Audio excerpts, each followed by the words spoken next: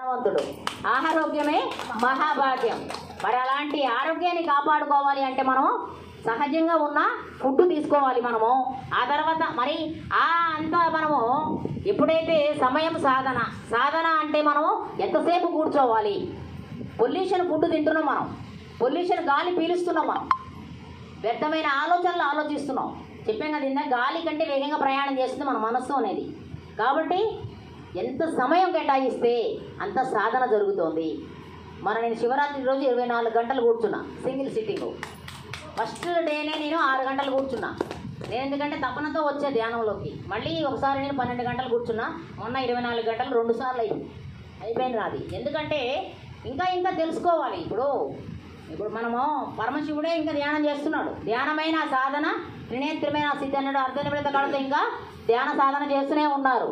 మనం ఏమంటున్నాం, శివుడిని తెలుసుకోవాలంటే ధ్యానం చేయాలని మనం అంటున్నాం. కానీ ఆ శివుడు ఏం చేస్తున్నాడు, ఇంకా ధ్యానం చేస్తున్నాడు. గట్టిగా క్లాప్స్ కొడదాం మనం. అర్ధనిమిత కళ్ళతో పూర్తి కళ్ళు మూసుకునే లోపలే యోగంలోకి వెళ్ళిపోతున్నారు.